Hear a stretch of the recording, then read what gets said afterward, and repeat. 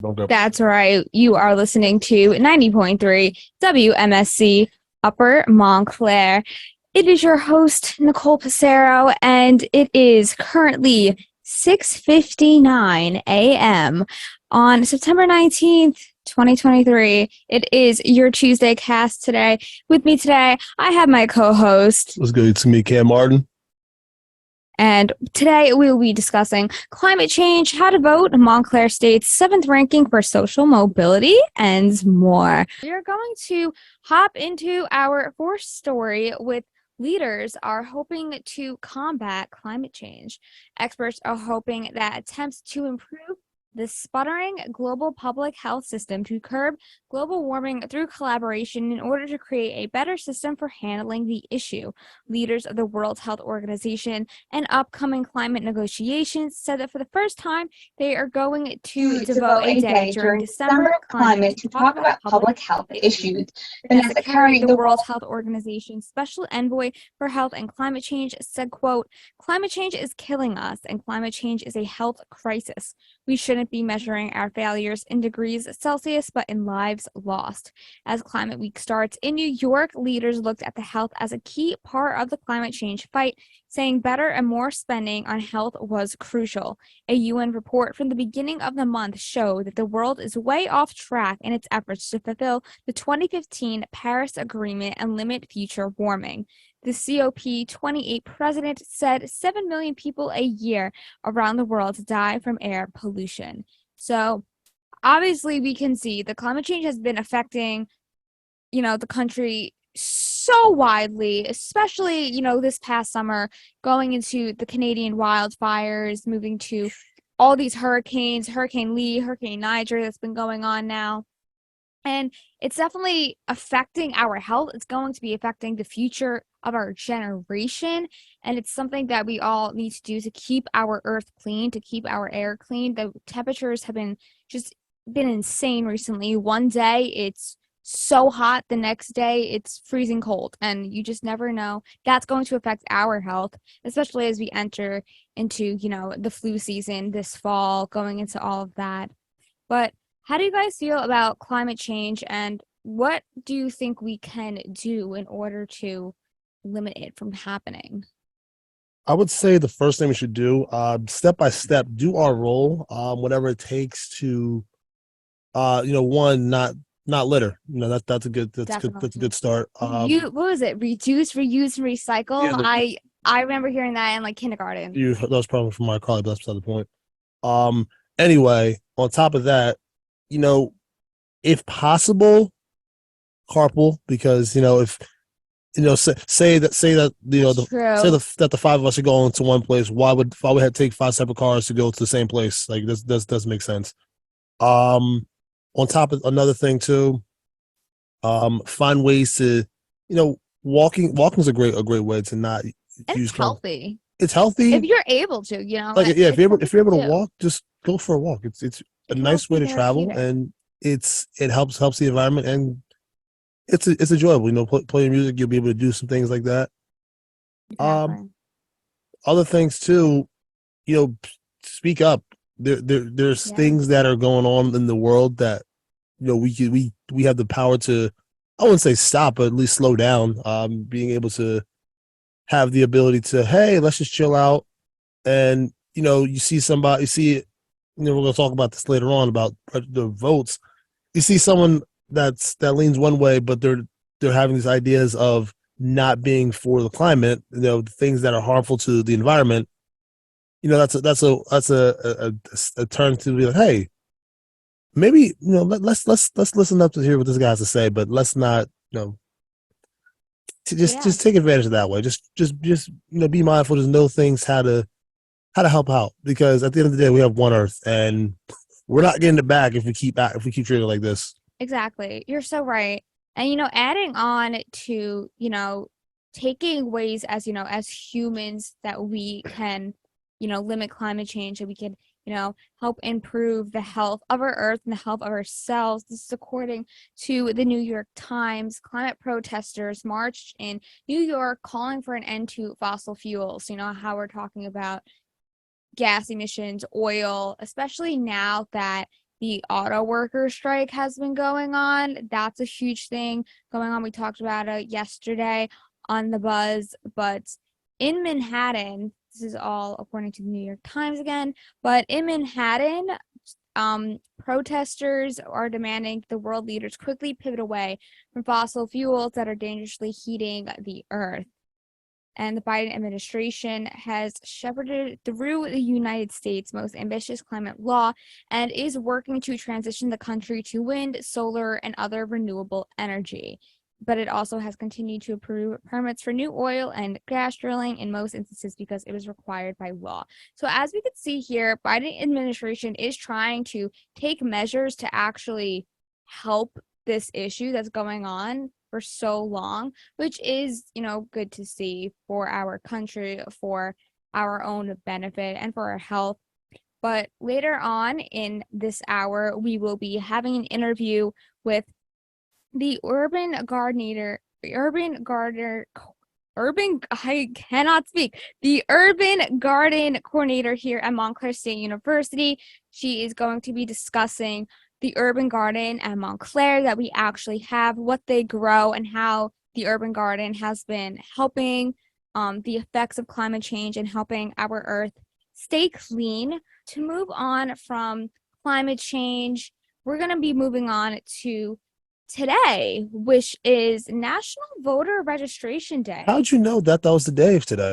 It's kind of crazy, just like you look at a calendar, it's wild to think about. It's always a national day, and today is National Voter Registration Day. So Cam, would you be able to tell us what that means for us? Oh, for sure. It's voting season in America. Do you like people deciding how you should live your life?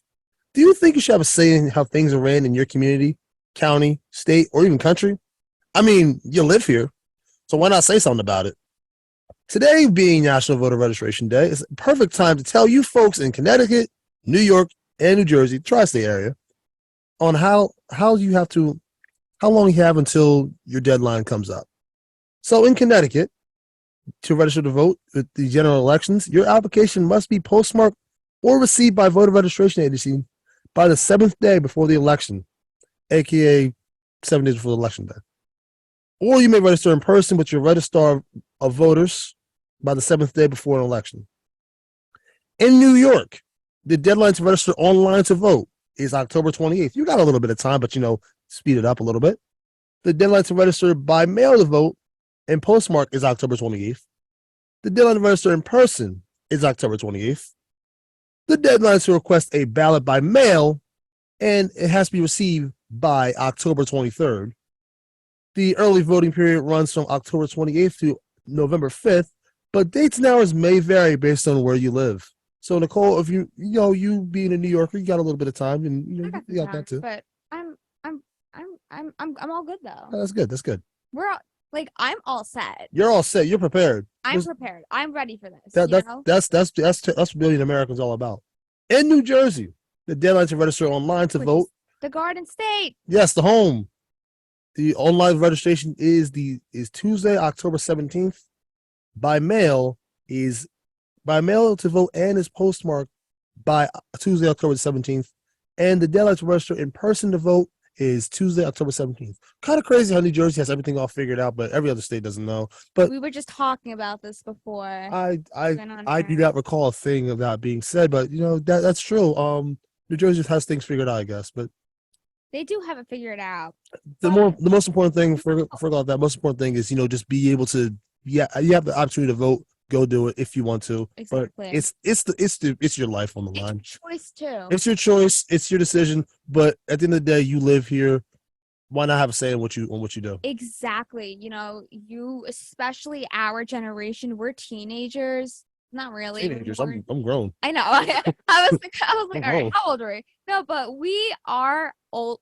We're in that young adult stage now where we are starting to set up for future generations. And what happens, in our country right now is severely going to affect our kids and then beyond even more from the future generations, whether that's ranging from how we talked about before with climate change. We need to keep our earth clean for our children and our grandchildren and keep going down the line from there, even with AI and technology now happening, we need to have some type of control, not control, I would say, but some kind of take on it where we understand it so we can teach others how it works. And especially now that voting season is happening soon, especially next year with the 2024 presidential election, that's going to be something big. It already is something big that everyone in the news is talking about. So it is important to vote. It's important to have a say in your country and what you want to seek in the future. I am 19, so I voted for the first time last year.